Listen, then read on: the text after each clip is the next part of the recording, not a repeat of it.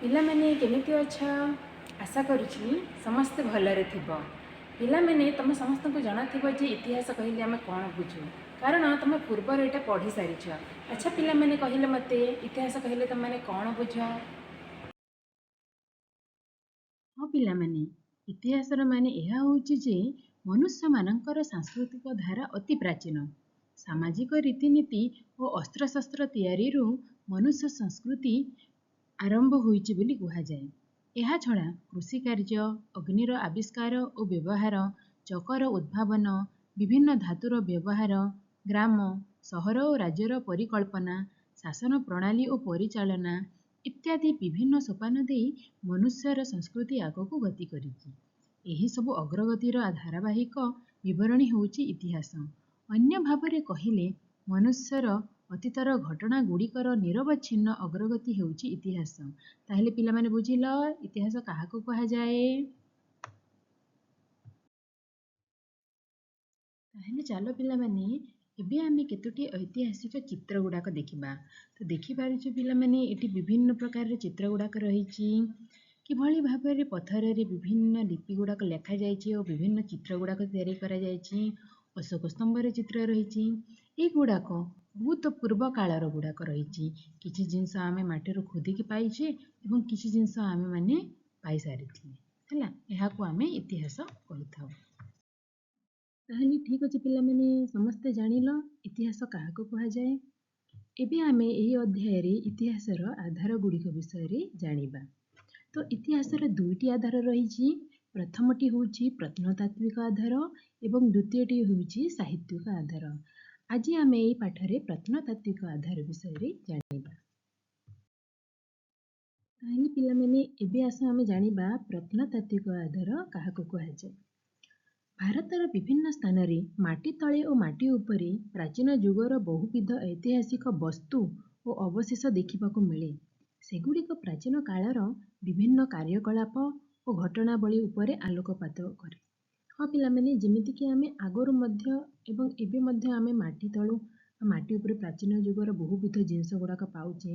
ଯେଭଳି ଉଦାହରଣ କହିବାକୁ ଗଲେ ବିଭିନ୍ନ ମନ୍ଦିରର ଅବଶେଷ, ପ୍ରାଚୀନ ମୂର୍ତ୍ତି, ପଥରରେ ତିଆରି ମୂର୍ତ୍ତି ଏବଂ ବିଭିନ୍ନ ଧାତୁର ପାତ୍ର ଗୁଡ଼ାକ ଆମେ ଯେଉଁଟା ପାଉଛେ ସେଗୁଡ଼ାକ ହେଲା ଆମର ପ୍ରତ୍ନତାତ୍ତ୍ୱିକ ଆଧାର। ପ୍ରତ୍ନତାତ୍ତ୍ୱିକ ଆଧାରକୁ ଏଠି ଚାରି ଭାଗରେ ବିଭକ୍ତ କରାଯାଉଛି। ପ୍ରଥମଟି ହେଲା ଖୋଦିତ ଲେଖା ବା ଲିପି, ଦ୍ୱିତୀୟଟି ହେଲା ଏଠି କୀର୍ତ୍ତି ଓ କଳାକୃତି, ତୃତୀୟଟି ହେଲା ଭୌତିକ ଅବଶେଷ ଏବଂ ଚତୁର୍ଥଟି ହେଲା ମୁଦ୍ରା।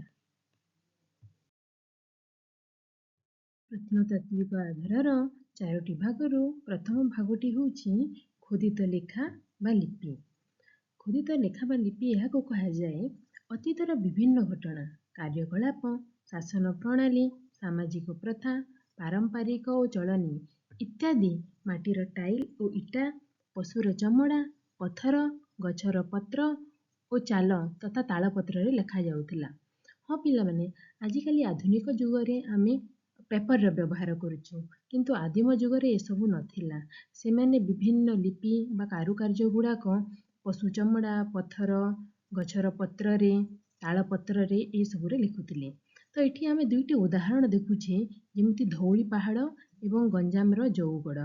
ତମେ ଯେବେ ଧଉଳି ପାହାଡ଼ ଯଦି ଯାଇଥିବ ତମେ ଦେଖିଥିବ ସେଠି ବିଭିନ୍ନ ପାହାଡ଼ର ପଥରରେ ବା ମନ୍ଦିରରେ ସେଠି ସୁନ୍ଦର କାରୁକଳାପ କରାଯାଇଛି, ଲିପିମାନେ ଲେଖାଯାଇଛି ଏବଂ ଗଞ୍ଜାମର ଜଉଗଡ଼ରେ ମଧ୍ୟ ମନ୍ଦିରରେ ସୁନ୍ଦର କାରୁକଳାପ ଗୁଡ଼ାକ ଲେଖାଯାଇଛି ବା ତିଆରି କରାଯାଇଛି।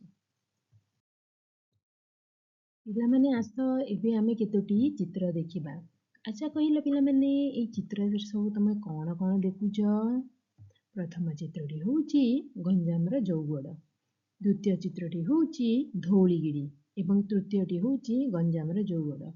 এই ଚିତ୍ର ମାଧ୍ୟମରେ ତମେ ଦେଖିପାରୁଥିବ କିଭଳିଆ ପଥରରେ ବିଭିନ୍ନ ଲିପି ଲେଖାଯାଇଛି ଏବଂ ଧଉଳିଗିରି ପାହାଡ଼ରେ ଏଠି ବୁଦ୍ଧଙ୍କ ସ୍ତୂପ ରହିଅଛି।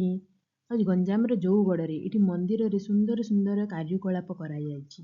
ଏହା ସବୁ ଆଧୁନିକ ଯୁଗର ଲିପି ବା କାରୁକାର୍ଯ୍ୟ ଗୁଡ଼ାକ ତମେ ଦେଖିବାକୁ ପାଉଛ। ଏବେ ଆସ ଆମେ ଆଉ କେତୋଟି ଚିତ୍ର ଦେଖିବା। ତ ପ୍ରଥମ ଚିତ୍ରଟି ଏଠି ହେଉଛି ତାଳପତ୍ରର ଚିତ୍ର, ଯେଉଁଥିରେ ବିଭିନ୍ନ ଲିପି ଏବଂ ସୁନ୍ଦର ସୁନ୍ଦର କାରୁକଳାପ ଗୁଡ଼ାକ ତିଆରି କରାଯାଇଛି।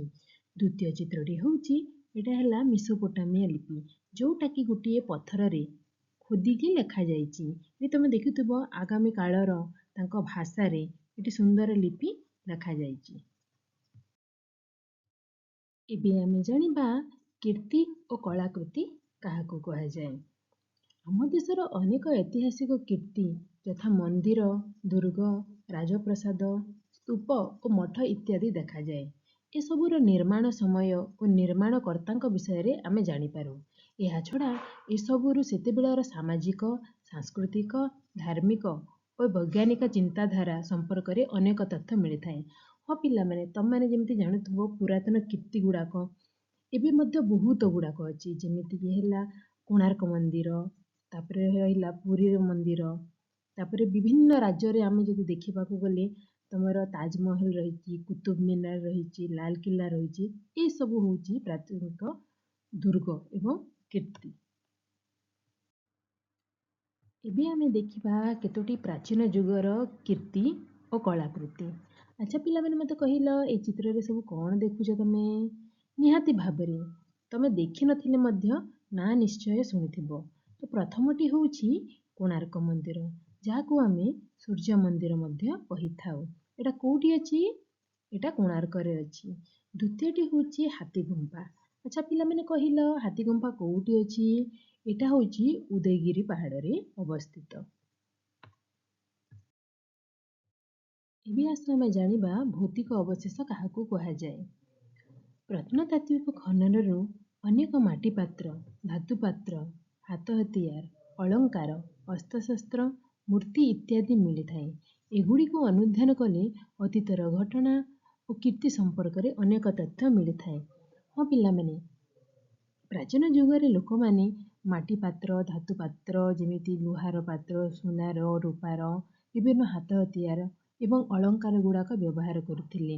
ନିଜର ସୁରକ୍ଷା ଏବଂ ଶିକାର କରିବା ପାଇଁ ଅସ୍ତ୍ରଶସ୍ତ୍ର ମଧ୍ୟ ସେମାନେ ବ୍ୟବହାର କରୁଥିଲେ। ତ ଏସବୁ ଆମକୁ ଖନନ ଦ୍ୱାରା ମିଳିଛି ଏବଂ ଏବେ ମଧ୍ୟ ଆମକୁ ମିଳୁଛି। ତ ଏଠି ଦୁଇଟି ଚିତ୍ର ଦେଖିପାରୁଥିବ। ପ୍ରଥମ ଚିତ୍ରଟି ହେଉଛି ଧାତୁ ପାତ୍ର, ଦ୍ୱିତୀୟ ଚିତ୍ରଟି ହେଉଛି ମାଟିର ପାତ୍ର। ଏବେ ଆମେ କେତୋଟି ଭୌତିକ ଅବଶେଷର ଚିତ୍ର ଦେଖିବା।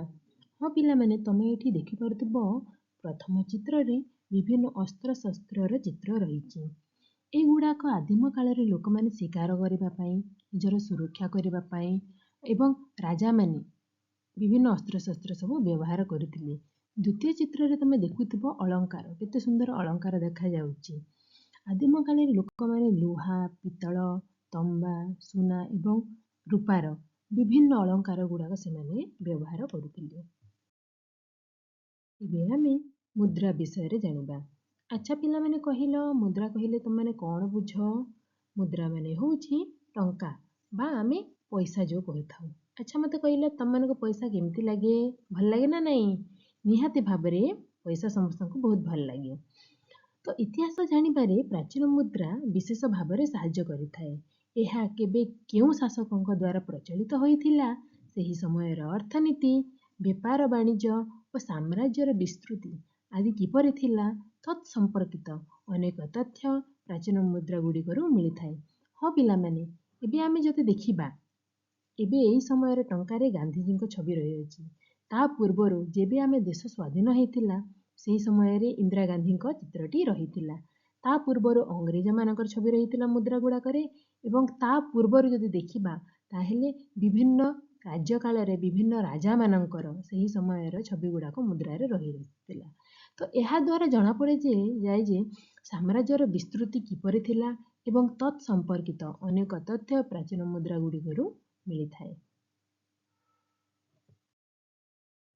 ଏବେ ଆମେ କେତୋଟି ଐତିହାସିକ ମୁଦ୍ରାର ଚିତ୍ର ଦେଖିବା। ତମେ ଏଠି ଦୁଇଟି ଚିତ୍ର ଦେଖିପାରୁଥିବ।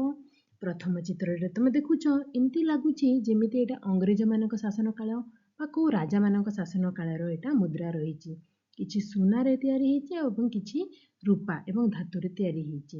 ଦ୍ୱିତୀୟ ଚିତ୍ରରେ ଯଦି ଆମେ ଦେଖିବା, ଏଇଟା ହେଉଛି ଆଦିମ କାଳର ବହୁ ପୁରାତନ ମୁଦ୍ରା ଭଳିଆ ଦେଖାଯାଉଛି, ଯୋଉଟାକି କିଛି ପଥର ବା ବହୁତ ପୁରାତନ धातुरू तैयारी ହେଇଛି।